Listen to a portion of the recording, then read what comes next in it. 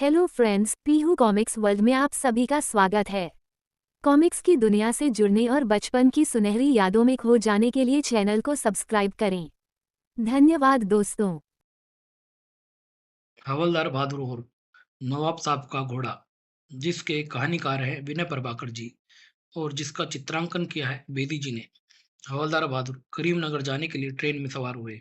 अरे वाह, ये तो पूरी बर्थ खाली मिल गई मुझे। हवलदार बहादुर ये देख खुश हुए। सीट पर परसकर उन्होंने चादर तान ली। अब आएगा यात्रियों का मजा। तभी एक यात्री वहां आया। ए भाई, कौन है बे? बैठने के लिए थोड़ी जगह दो भाई, पूरी सीट पर क्यों पसरे पड़े हो? अबे ओए, तू शायद जानता नहीं है मैं कौन हूँ, चल फुट यहाँ से। वह यात्री बेचारा रोब में आ गया। ठीक है जी, मैं कहीं और जाकर बैठ जाता हूँ। नींद खराब कर दी साले ने, हवलदार बहादुर चिल्लाए। कुछ ही देर बाद, ए भाई थोड़ा और खिसकना, हमें भी बैठना है। एक यात्री और आया। अब देखता नहीं मैं सो रहा हूँ, कहीं और जाकर बैठ। मगर भाई हमने भी तो टिकट लिया है यहाँ बैठने के लिए। अबे ओए, तू जानता नहीं मैं कौन हूँ? यहाँ से आगे निकल ले वरना। वह यात्री भी डर कर आगे बढ़ गया।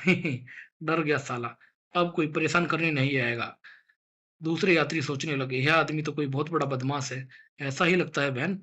तभी एक और यात्री वहां आया। अबे ओए, ये कौन बेवकूफ लोटा हुआ है? हवलदार बहादुर खराटे ले रहा था। ओए उठ, कौन है बे? अबे यह सीट तेरे बाप की है क्या? चल जरा साइड बोले, मुझे बैठना है। ओए, तू जानता नहीं है मैं कौन हूँ? कौन है बे? ये क्या कर रहा है? छोड़ मुझे, पहले बता कौन है तू? हवलदार बहादुर की गर्दन उसने पकड़ ली थी। ओए, मैं तो बीमार हूँ भाई, ऐसे ही लेट गया था। अब तो छोड़ दो मुझे। पहलवान के छोड़ते ही वह ठुठुक कर बैठ गए। यह बंदा तो बहुत कड़क है। सभी यात्री ये देख हंसने लगे थे। रेल को अपने बाप का कर समझ रखा था साले ने। बहुत अकड़ रहा है साला। अगर अभी बता दूं कि मैं पुलिस हवलदार हूं तो कपड़े खराब हो जाएंगे साले के। मगर इस समय मैं बता नहीं सकता क्योंकि मैं एक खुफिया मिशन पर जा रहा हूँ। यह सोचकर उन्होंने जेब से कमिश्नर साहब का एक लिखित आदेश निकाला, जिसके कारण वह करीमनगर जा रहे थे। हवलदार बहादुर, पहली ट्रेन से तुरंत करीमनगर पहुंच जाओ।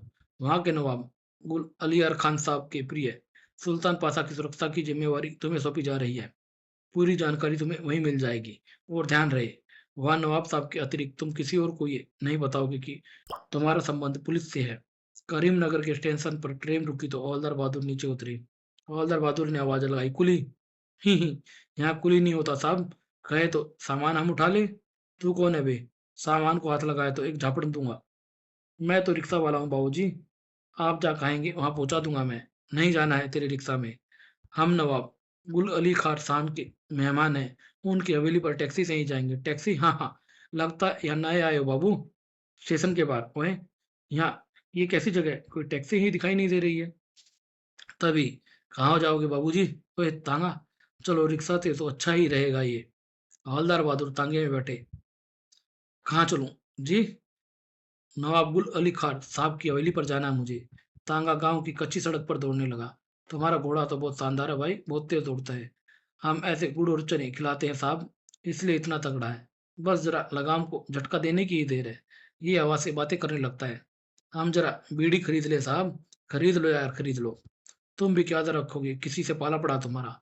तांगे वाले के जाते ही हवलदार ने घोड़े की लगाम से पंगा ले लिया। थोड़ी दूर चलाकर देखता हूँ। लेकिन जैसे ही लगाम को झटका लगा, अगले ही पल घोड़ा तूफानी गति से दौड़ने लगा था। अबे ओए रुक जा, ओ घोड़े की सुन, सुन तो सही।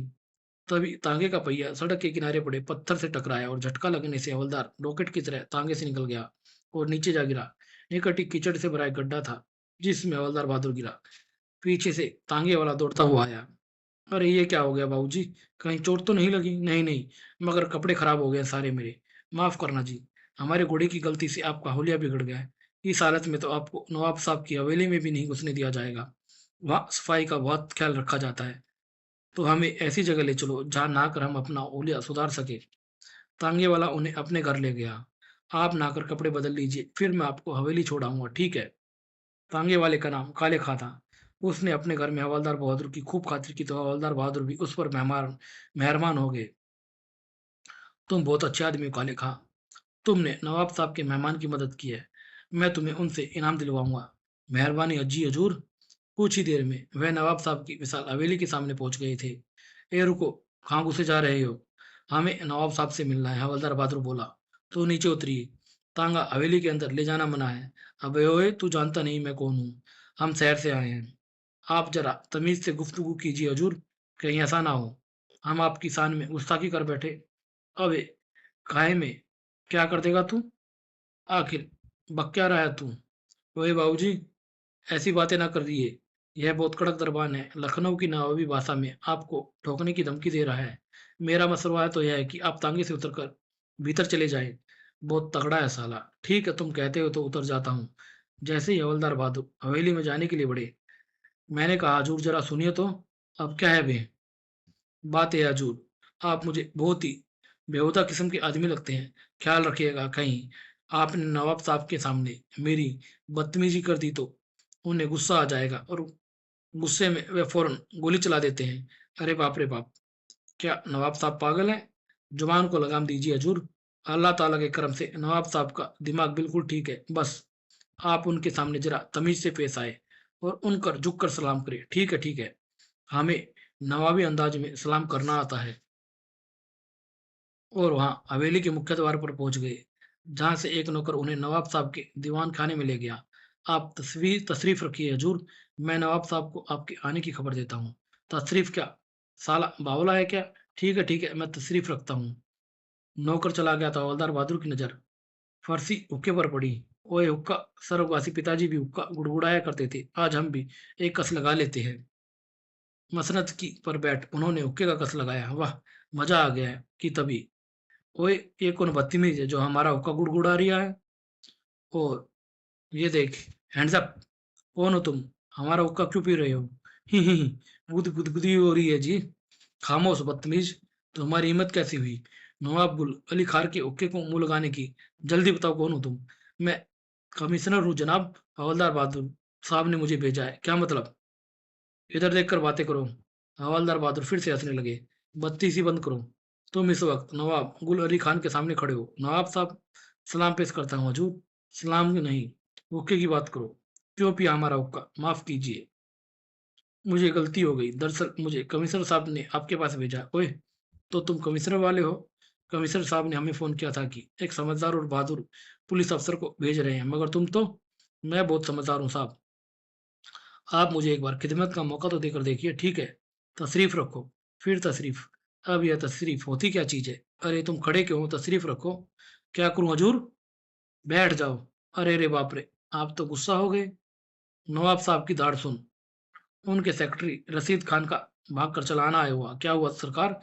दुश्मनों की तबीयत खराब है क्या? नहीं। रशीद खान, हाँ बिल्कुल ठीक है। दरअसल कमिश्नर साहब ने इस आदमी से ने हमें गुस्सा दिला दिया है। आप कहें तो इसकी खाल खींचकर भूसा भरवा दूं सरकार? अरे नहीं, हमने इसे माफ़ कर दिया और वैसे भी कमिश्नर साहब ने इसे हमारे सुल्तान पासा की हिफाज़त के लिए भेजा है। यहाँ तो सब ससुरे बावले हैं। हवलदार बहादुर मन ही मन सोचने लगे। ये सुल्तान पासा आपके सुपुत्र यानी शहजादे हैं क्या सरकार? लाहौल बिला कुव्वत। कहाँ है हमारी बंदूक? नवाब साहब फिर से गुस्सा हुए। क्या हो गया हजूर? मुझसे गोली मार दूंगा। माफ़ी मांग लो जल्दी, नवाब साहब को गुस्सा आ गया है। माफ़ कीजिए, मगर क्यों? मैंने क्या इनकी मुर्गी के अंडे पर पाँव रख दिया है? अरे बेवकूफ़! सुल्तान पासा नवाब साहब के घोड़े का नाम है। घोड़े का नाम है? तो क्या कमिश्नर साहब ने मुझे यहाँ एक टट्टू की सुरक्षा के लिए भेजा है? टट्टू? इतना सुनते ही नवाब साहब फिर से गुस्सा हुए। गोली मार दूँगा इसे मैं। यह बावलापन छोड़िए नवाब साहब, मैं पुलिस का आदमी हूँ। मुझे गोली मारोगे तो आपको फांसी पर लटका दिया जाएगा। सेक्रेटरी, ये बेहुदा आदमी को बाहर निकाल दो। हम इसकी शकल भी देखना नहीं चाहते हैं। मगर सरकार, आपने इसे निकाल दिया तो कमिश्नर साहब नाराज हो जाएंगे। ठीक है, मगर इसे समझा दो। आइंदा सुल्तान पासा को टट्टू ना कहें। सुन लिया भाई, यह सुल्तान पासा को टट्टू ना कहना। वह अरबी नस्ल का एक शानदार घोड़ा है। 4 दिन बाद वह बहुत बड़ी रेस में भाग दौड़ लेने वाला है, जिसमें हम उस पर लाखों रुपए दांव लगाएंगे। नवाब साहब के कुछ दुश्मन सुल्तान पासा का अपहरण करना चाहते हैं, ताकि वह रेस में भाग ना ले सके। दुश्मनों का घोड़ा जुट जाए। ओह, तो अब बात समझ में आई। यह मामला अपहरण का है, लेकिन मेरे होते कोई आपके टट्टू को छू भी नहीं सकता है। फिर टट्टू कहा तूने? ही, फिर से गलती हो गई साहब। सेक्रेटरी, ले जाओ इसे और अस्पताल दिखा दो। असबल हवेली के पिछले भाग में बना हुआ था। वह रासबल सुल्तान पासा यहीं रहते हैं। क्या असबल को हमेशा बंद रखा जाता है? हाँ, सुल्तान पासा की हिफाजत के लिए एक गार्ड हमेशा उनके साथ अस्पताल में ही रहता है। ओह, तो यह है वह टट्टू। ये तभी। ओ, ये क्या? हवलदार बहादुर के अंदर पहुंचते ही उसका बॉडीगार्ड हवलदार बहादुर पर टूट पड़ा। ओह! आई, मर गया मैं तो। सुल्तान पासा की एक जबरदस्त लात। जल्दी बता कौन है तू? मैं। हड़बड़ाहट में हवलदार के मुंह से शब्द भी नहीं निकल रहे थे। तभी सेक्रेटरी ने लपक कर उनको रोका। अरे छोड़ो इन्हें, ये दुश्मन नहीं है। फिर ये अस्पताल में क्यों आए सेक्रेटरी साहब? आए, मार डाला रे मुझे। अरे भाई, नवाब साहब ने सुल्तान पासा की हिफाजत के लिए इन्हें शहर से बुलाया है। ओए, तो मैं समझा ये पासा को नुकसान पहुंचाने आए हैं यहाँ। मगर तू कौन है बे, जिसने मुझे नुकसान पहुंचा दिया? इसका नाम जमाल है। यह सुल्तान पासा का गार्ड है। आप इनके लिए अजनबी है ना, इसलिए ठोक दिया आपको। ज्यादा तो नहीं लगी आपको? हाँ, कोई खास नहीं लगी। मगर अब यह गार्ड का बच्चा यहाँ नहीं रहेगा 4 दिन तक। हम अकेले ही इस टट्टू की हिफाजत करेंगे। सोच लीजिए हजूर, एक से दो भले होते हैं। दुश्मन बहुत खतरनाक लोग हैं। ओए, मैं भी बहुत खतरनाक हूँ। सब सालों को पकड़कर हवालात में सड़ा दूंगा। सेक्रेटरी ने जाकर नवाब साहब को सारी बातें बताई तो वे बोले, कमिश्नर साहब ने हमसे फोन कर कहा है कि हमें हवलदार बहादुर की हर बात माननी पड़ेगी। इसलिए वह जो कह रहा है करने दो, लेकिन उस पर दूर रहकर नजर रखो, ठीक है जो? उधर हवलदार बहादुर ने अस्पताल के दरवाजे के सामने अपना बिस्तर लगवा लिया था। मेरे यहाँ रहते कोई बदमाश उस टट्टू की दुम का बाल भी नहीं ले सकता है। एक एक को देख लूंगा मैं। आधी रात के समय अस्पताल के निकट ही चार दीवारी पर एक साय ने के सर उभरे। वही, ये कौन है तभी? ओए, एक और भी है। ये ससुरे जरूर पासा का अपहरण करने आए हैं। देख लूंगा इन सालों को मैं। अस्पताल के भीतर चलता हूँ, फिर अंदर ही निपटूंगा इन सालों से मैं। अस्पताल में जाकर वह घास के ढेर में छिप गया। अब आ जाओ सालो, कुछ देर बाद आ जाओ। मैदान साफ है। दोनों भीतर आए। मैं चार दीवारी का दरवाजा खोल कर रखता हूँ पीछे का। घोड़े को लेकर उसी दरवाजे से निकल जाते हैं। ठीक है, मैं घोड़ा खोलता हूँ अभी। कि तभी हवलदार बहादुर घास से निकले। ओए, घोड़े को हाथ में लगाइयो। कौन कौन कौन हो तुम? बहादुर नाम है मेरा, हवलदार बहादुर। उस्ताद, यह चिड़ी मार तो प्रेम चोपड़ा के स्टाइल में डायलॉग बोल रहा है। कहो तो काट डालू साले को। काट डाल। आज हम ये घोड़ा लेकर ही जाएंगे। काटने तो मैं आ रहा हूँ सालो तुम्हें। हवलदार बहादुर ने एक लात जड़ी उस पर। अरे बाप रे बाप! हवलदार बहादुर इस समय बुर्सली के भी उस्ताद लग रहे थे और उन दोनों पर टूट पड़े। दोनों तो बदमाशों की उन्होंने जमकर पिटाई लगाई। ओह उस्ताद, यह तो बहुत खतरनाक आदमी है, भागो यहाँ से। अबे, काटेगा नहीं क्या मुझे? दूसरा भी दरवाजे की तरफ लपका, मगर हवलदार ने उसे दबोच लिया था। जाता कहाँ है बे? घोड़ा नहीं ले जाएगा क्या? नहीं नहीं नहीं हजूर। उसी समय सेक्रेटरी राशिद खान टहलता हुआ असवद के निकट आ पहुंची। ओए, ये क्या हो रहा है? नहीं छोड़ूंगा। हवालात में डालकर सड़ा दूंगा साले तुझे। सपना देखते देखते हवलदार बहादुर ने सेक्रेटरी साहब को एक लात जड़ी। अब ये क्या बदतमीजी है? वहीं, यह कौन चीखा है? हवलदार बहादुर का सपना टूटा। ओए सेक्रेटरी साहब, आप? वह बदमाश कहाँ गया? कौन बदमाश? यहाँ तो कोई नहीं था। तुम अपने तकिए से कुश्ती लड़ रहे थे और मेरी भी एक दुलती जड़ दी तुमने। माफ करना सेक्रेटरी जी, मैं शायद सपना देख रहा था। सपना? यानी तुम सो रहे थे? और अगर कोई सुल्तान पासा को ले जाता तो? बाहुली बातें करते हो सेक्रेटरी जी। सुल्तान पासा कोई चूहे का बच्चा है जो कोई जेब में रखकर ले जाएगा? ले नहीं जा सकता है, मगर नुकसान तो पहुंचा सकता है। उसके खाने में जहर मिला सकता है या उसे गोली मार सकता है। तुम अपनी ड्यूटी ठीक से अंजाम नहीं दे रहे हो। मैं नवाब साहब से तुम्हारी शिकायत करूंगा। सुबह सेक्रेटरी साहब ने नवाब साहब से शिकायत की। हजूर, वह हवलदार बहादुर तो रात भर सोता है और अजीब अजीब सपने देखता है। अच्छी बात है, आज रात हम खुद जाकर चेक करेंगे। अगर वह सोता हुआ मिला तो गोली मार दूंगा उस बदतमीज को। रात को अचानक जाकर चेक करूंगा वह हवलदार बहादुर के उस बच्चे को क्या कर रहा है। हवेली से बाहर आ, वे दबे पाँव कदमों से असबल की ओर चल दिए। उधर हवलदार बहादुर को ये आशा थी कि सेक्रेटरी आज उन्हें फिर चेक करने आएगा। अतः सेक्रेटरी से मजाक करने के इरादे से उन्होंने चारपाई पर तकिया रख ऊपर से चादर ढक दी और खुद चारपाई के नीचे घुसकर लेट गए थे। आधी रात के समय अचानक बाग में किसी के चलने की आवाज सुनाई दी। शायद सेक्रेटरी आ रहा है, अब आएगा मजा।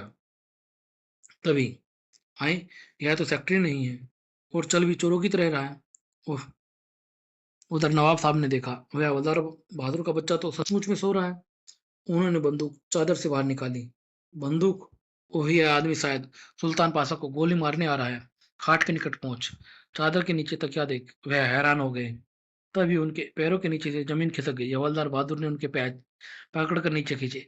तभी हवलदार बहादुर ने पूरी चाई पर चारपाई उन पर उछाल दी। नवाब साहब छटपटाकर चारपाई के नीचे से निकले और नीचे दब गए। तभी हवलदार बहादुर उन पर सवार गठड़ी बांध ली उनकी। हाँ, हाँ, पकड़ लिया मैंने। मुँह पर दरी और चादर लिपटी होने के कारण नवाब साहब के मुँह से आवाज़ नहीं निकल रही थी। हवलदार बहादुर पूरी सख्ती से उनको रगड़े लगा रहे थे। साले को घोड़े को गोली मारने आया था साले! किसी भी तरह नवाब अपने चेहरे की दरी हटाने में सफल हो गए। ओए! हवलदार के बच्चे, ये मैं हूँ, नवाब गुल अली खान। ओए! मैंने तो नवाब साहब का घोड़ा बना दिया। नहीं सरकार आप, मैं तो समझा दुश्मन है। दुश्मन के बच्चे, अब उठेगा या नहीं? हवलदार बहादुर के उठते ही नवाब साहब ने लपक कर बंदूक उठाई। गोली मार दूंगा तुझे मैं। मेरा क्या कसूर है सरकार? मैं तो अपनी ड्यूटी दे रहा था। आप ही चोरों की तरह यहाँ आए और गलतफहमी हो गई। घोड़ा बना दिया मैंने आपको। चुप, खबरदार। यह बात दोबारा मुंह से निकली तो क्या सरकार, यही कि तुमने घोड़ा बनाकर मेरी पिटाई की? अगर नौकरों ने सुन लिया तो हमारी बेइज्जती होगी। तुम ये बात किसी से ना बताओगे। वादा करो, हम तुम्हें माफ कर सकते हैं। मैं किसी को नहीं बताऊंगा सरकार। हवलदार बहादुर हंसने लगे। ठीक है, हमने तुम्हें माफ कर दिया, लेकिन हमारे सुल्तान पाशा की निगरानी में कोई कमी नहीं आनी चाहिए। सिर्फ कल का ही दिन बचा है। परसों दोपहर सुल्तान पासा को रेस में दौड़ना है। बेफिक्र रहिए सरकार, सुल्तान पासा रेस में जरूर दौड़ेगा। नवाब साहब संतुष्ट होकर वापस चल दिए। अगले दिन शाम के समय हवलदार बहादुर ने सुल्तान पासा को बाग में टहलाने के लिए असवल से निकाला। आजा, तुझे बाग की सैर कराता हूँ। बाग में आते ही घोड़ा उछल कूद करने लगा। अभी अभी ये क्या हरकत कर रहा है? रुक जा रुक जा। हवलदार को घोड़े को काबू करना तो आता नहीं था, अतः उन्होंने जोर से रस्सी खींची तो घोड़ा भी दब गया। ओए ओए, ठहर तो सही। एक बार उन्होंने उठने की कोशिश की, तभी घोड़े ने जोर से झटका दिया। घबरा कर वे घोड़े की गर्दन से चिपक गए। ओए रुक जा, मैं गिर जाऊंगा। घोड़े रुकने की बजाय बाग की चारदीवारी टाप गया। हवेली के पीछे दूर तक खेत फैले हुए थे। बाहर आकर घोड़ा सटपट दौड़ने लगा। हवेली से बहुत दूर आने के बाद एक खेत में उसने हवलदार बहादुर को पटक दिया। आए, मार दिया और खुद घास कर चरने लगा। तेरा सत्यानाश हो, कमर तोड़ दी रे तूने तो मेरी। तभी, अरे बाबूजी आप, अरे काले खां। हाँ बाबूजी, हम तो अपने घोड़े के लिए घास लेने आए थे, लेकिन आप यहाँ कैसे? अरे हाँ, हम जरा नवाब साहब के घोड़े को टहलाने लाए थे। घोड़ा घास चरने में व्यस्त था। हवलदार बहादुर ने आगे बढ़ उसकी रस्सी थाम ली। बहुत शैतान घोड़ा है ये। घोड़े तो शैतान होते ही हैं बाबूजी। चलिए, अब आप यहाँ आ ही गए हैं तो एक कप चाय पी लीजिएगा। अरे नहीं, इसे लेकर हवेली वापस जाना है। चलिए भी गुड़ की चाय बनाकर पिलाएंगे। इतने प्रेम से किया आग्रह हवलदार बहादुर टाल नहीं सके और घोड़े की रस्सी थाम उसके साथ चल दिए। काले खा के घर के बाहर उसका घोड़ा छप्पर में बंधा हुआ था। हवलदार ने भी सुल्तान पाशा को वहीं बांध दिया। कोई शरारत मत कीजिए, हम उनकी चाय पीकर आते हैं, हवलदार बहादुर ने घोड़े को कहा। काले खा ने सचमुच बहुत बढ़िया चाय बनाई थी। वाह काले खा, तुम्हारी गुड़ की चाय हमें हमेशा याद रहेगी। मेहरबानी जी मेहरबानी। हवलदार बहादुर जब वापस हवेली पहुंचे तो अंधेरा फैलने वाला लगा था। आए, आप सुल्तान पाशा को कब और कहाँ ले गए थे हजूर? हम नहीं ले गए थे, यह टट्टू हमें ले गया था। घोड़े को लेकर उन्होंने असबल में बांध दिया। नवाब साहब को पता चलेगा कि हम सुल्तान पाशा को बाहर ले गए थे तो पता नहीं क्या करेंगे। खैर, जब होगा तब देखा जाएगा।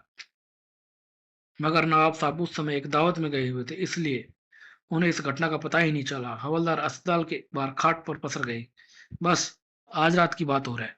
कल मुझे इस घोड़े की रखवाली से मुक्ति मिल जाएगी। कमिश्नर साहब ने भी काम फंसा दिया इस बार मुझे। आधी रात के समय आई फिर वही सपना, और दूसरा भी। ही मुझे फिर वही सपना दोबारा आ रहा है। दोनों नकाबपोश खाट के निकटाए तो वहीं, यह तो सपना नहीं है। तभी उनमें से एक हवलदार बहादुर पर टूटा। दूसरे ने आगे बढ़ा उसका मुंह बंद कर दिया। इसे उठाकर अस्पताल में ले चलो। दोनों उन्हें भीतर उठा लाए और मुंह में कपड़ा ठूसने के बाद उसके हाथ पार बांध दिए।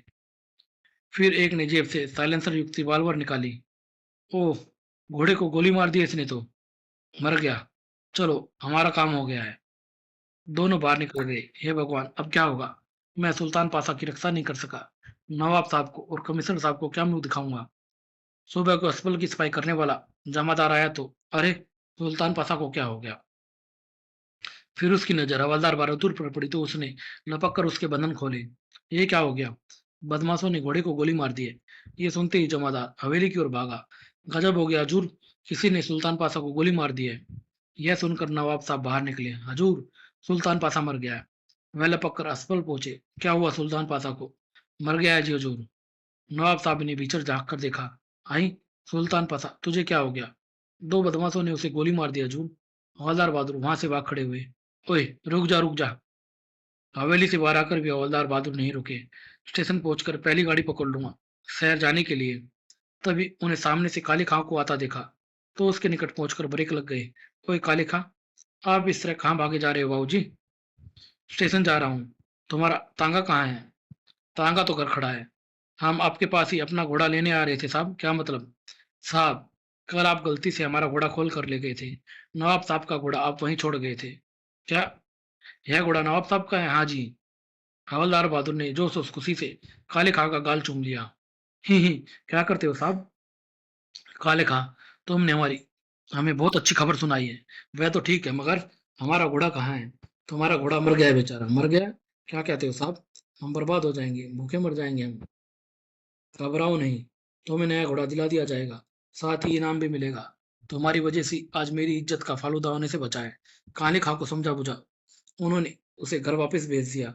इधर नवाब साहब हवेली के बाग में बंदूक लिए दहाड़ रहे थे। जाओ, उस हवलदार बहादुर के बच्चे को तलाश करो, जहां भी हो पकड़ कर हमारे सामने पेश करो। उसकी वजह से हमारा सुल्तान पासा मारा गया है। हम उसकी खाल में भूसा भर देंगे। तभी, अरे, सुल्तान पासा तो ये रहे साहब। अरे हाँ, यह तो हमारे सुल्तान पासा ही हैं। अब तो आप हमें गोली नहीं मारेंगे ना सरकार? नवाब साहब ने प्यार से घोड़े को चूमा।